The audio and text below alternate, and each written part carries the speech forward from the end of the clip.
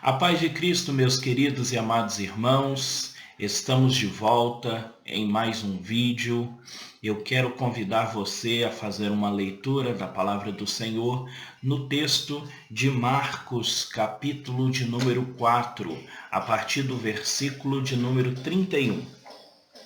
Diz assim a palavra do Senhor, a partir do versículo 35. Naquele dia, quando já era tarde, disse aos seus discípulos: passemos para o outro lado. E eles, despedindo a multidão, o levaram consigo, assim como estava no barco, e havia com ele também outros pequenos barcos. E levantou-se uma grande tempestade de vento, e lançava as ondas para dentro do barco, de tal modo que já se enchia. Ele, porém, estava na polpa dormindo sobre uma almofada, e o despertaram e lhe perguntaram: Mestre, não te importa que pereçamos? E eles, levantando-se, repreendeu o vento e disse ao mar: Cala-te, aquieta-te. E cessou o vento, e houve grande bonança. Então lhes perguntou: por que estáis assim amedrontados, como ainda não tendes fé? E ficaram com grande medo e diziam uns aos outros: quem porventura é este, que até o vento e o mar lhe obedecem? Meus queridos, eu gostaria nessa manhã de convidar você a entender através deste texto como nós devemos nos portar mediante a este momento que nós estamos vivendo. Momento este que está trazendo pânico, momento este que está trazendo grandes dificuldades para as nossas vidas. Eu quero convidar você a analisar esse texto como algo que nós estamos vivendo hoje. O Senhor chega para os discípulos e diz: olha, entra dentro do barco e passa para outra margem. Quando o Senhor diz isso, eles despedem a multidão para poder obedecerem à vontade e o propósito do Senhor. A Bíblia diz que o Senhor vai com eles, porém o Senhor vai descansar neste momento. E quando o Senhor vai descansar, a Bíblia diz que vem uma grande tempestade. E essa tempestade se levanta enfurecida para derrubar, para destruir aquele barco. Queridos, eu quero chamar a sua atenção neste momento. Nós estamos vivendo um momento de crise. Nós estamos vivendo um momento de grande tempestade.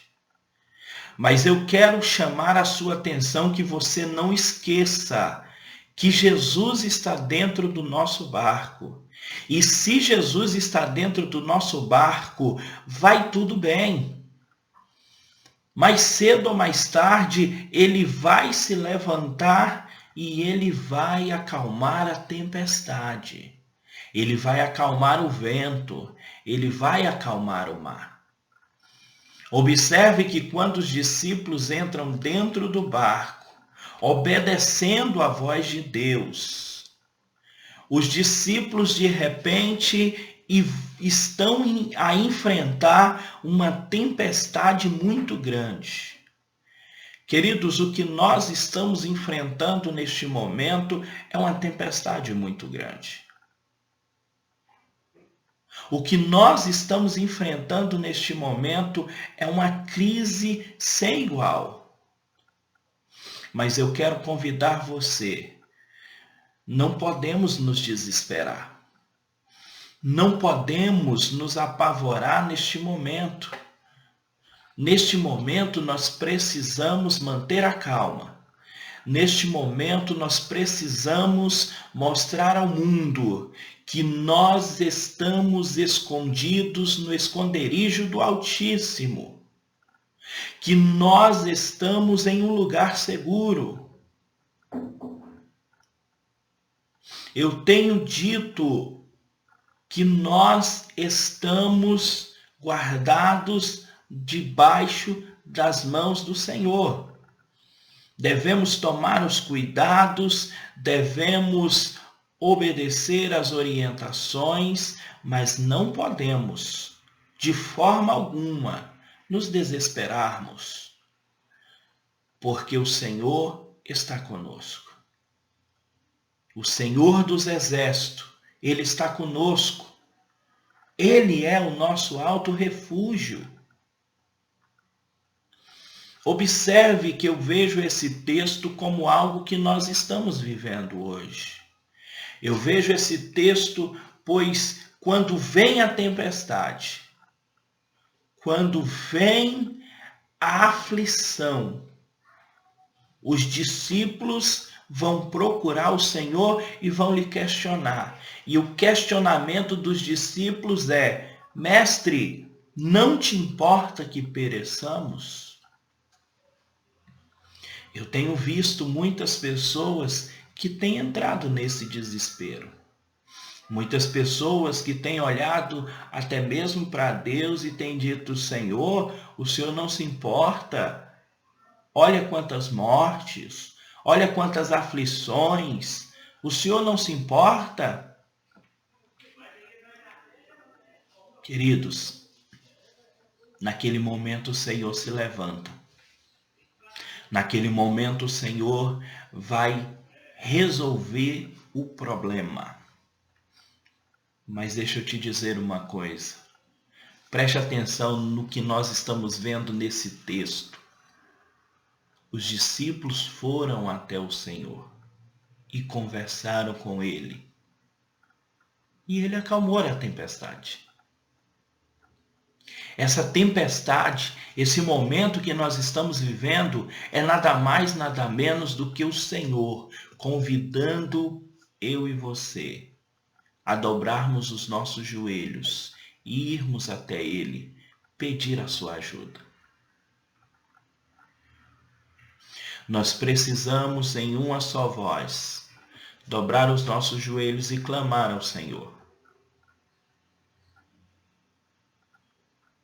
Nós precisamos, neste momento, levantar um clamor ao Senhor. Nós precisamos, neste momento, ir até o Senhor. E só podemos ir ao Senhor através da oração.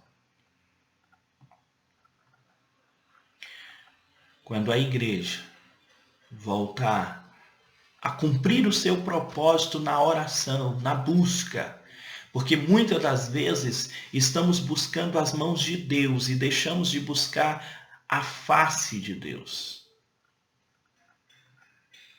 Deixamos de buscar quem Ele é.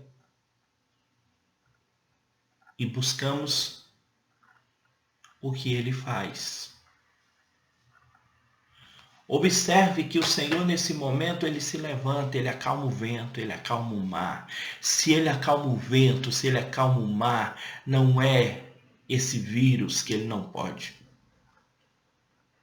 Ele pode acalmar, Ele pode acabar com esse problema que nós estamos vivendo. Mas nós precisamos ir até Ele e pedir a sua ajuda. Pedir a sua graça, pedir a sua misericórdia, e Ele há de ter misericórdia de nós. Queridos, eu não sei a crise, a que ponto ela tem chegado no seu lar e na sua família. Talvez eu esteja falando para pessoas que estão confinadas com suspeita de estar com o vírus. Talvez eu esteja falando com pessoas que estão confinadas para não pegar o vírus. E eu quero nessa manhã deixar essa palavra para o seu coração, dizendo: o Senhor, Ele ainda acalma vento, Ele ainda acalma o mar. Por que estamos desesperados? Olha o que o Senhor vai dizer para os discípulos depois que Ele acalma a tempestade. Ele vai dizer assim: então lhes perguntou: por que estáis assim amedrontado? Como ainda não tendes fé? Querido, eu quero transferir essa pergunta para você nessa noite. Como que você estás aí amedrontado? Será que ainda não tendes fé? Queridos, é algo muito simples. É algo muito simples. Temos fé no Senhor que Ele vai nos guardar, que Ele vai nos proteger. Nós estamos no lugar mais seguro do mundo. O lugar mais seguro do mundo não é os Estados Unidos. O lugar mais seguro do mundo não são as embaixadas. O lugar mais seguro do mundo é estar no centro da vontade de Deus. Nós precisamos, neste momento, dobrar os nossos joelhos em oração, em jejum, porque só assim nós estaremos no centro da vontade de Deus. Veja bem, nós temos fé para não pegarmos. Nós temos fé para sermos curados se pegarmos esse vírus. Mas se de todavia o propósito de Deus não for curar, temos algo garantido depois da morte. Nós temos a garantia da salvação, da vida eterna. Então por que estamos amedrontados? Eu tenho dito que quantas vezes nós bradamos e gritamos e dizemos as palavras do apóstolo Paulo: o viver para mim é Cristo, o morrer é lucro, e na primeira iminência de morte nós nos desesperamos. Não, precisamos agora, precisamos neste momento viver aquilo que nós tanto pregamos. É agora que a igreja precisa mostrar a diferença. Agora que a igreja precisa mostrar que não só faz a diferença, mas é a diferença. Então eu quero deixar essa palavra para a sua meditação. O Senhor perguntando para mim e para você: por que estáis amedrontado? Ainda não tendes fé? Queridos, eu quero convidar você a entregar o seu coração nas mãos do Senhor. Tirar o seu coração do noticiário, tirar seu coração de tanta essas notícias que há minutos e minutos chegam e que muitas das vezes têm nos amedrontado. Mas eu quero que você tire o seu coração dessas coisas. Coloque o seu coração no Senhor. Coloque o seu coração diante do Deus Todo-Poderoso. Aquele que criou os céus, aquele que criou a terra, aquele que está sentado sobre um alto e sublime trono. Ele não saiu de lá. Ele continua assentado sobre um alto e sublime trono. E ele tem a condição de sanar esse problema em rápidos minutos. Então vamos clamar. Guarde essa palavra no seu coração. Agora é o momento de mostrarmos que temos fé. Agora é o momento de mostrarmos que temos fé. Outrora falávamos que tínhamos muita fé. Mas agora é hora de exercitar essa fé. Agora deixa eu chamar a atenção para você uma coisa. A fé, ela não é racional. Ela é transcendental. O que é racional é os nossos cultos. Então nós precisamos usar a fé, mas nem por isso vamos deixar de higienizar as nossas mãos, de ficarmos em casa, evitarmos o máximo. Nem por isso vamos deixar.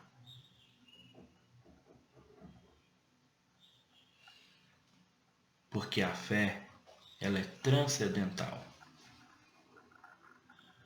Precisamos, neste momento, demonstrarmos a nossa fé, mandando mensagens de apoio, mensagens de fé para aqueles que estão lá fora.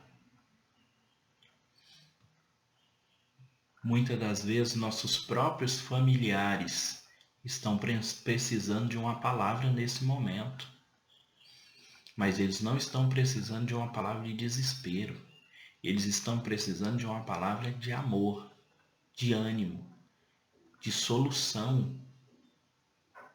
E nós sabemos e nós temos a solução. Nós sabemos que a solução somente Jesus pode dar. Então agora é o momento.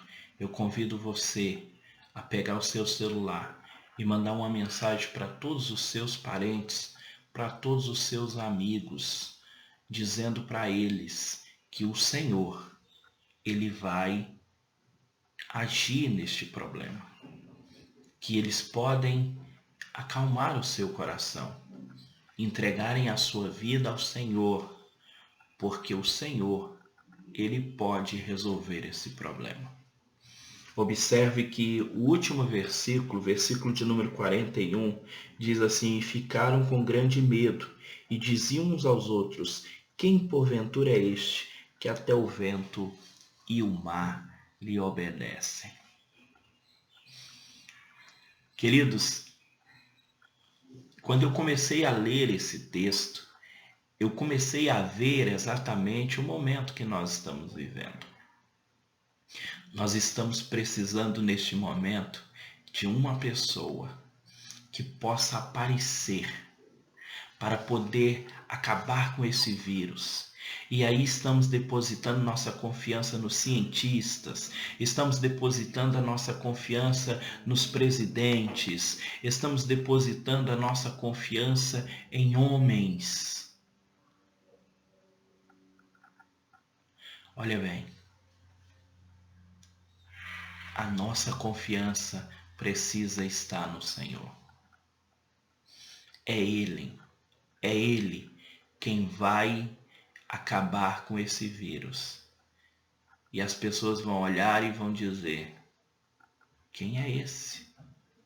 E nós vamos poder dizer: é o nosso Senhor, é o nosso Deus, é o nosso Salvador. Ele foi quem acabou com esse vírus e nos deu novamente uma perspectiva de vida.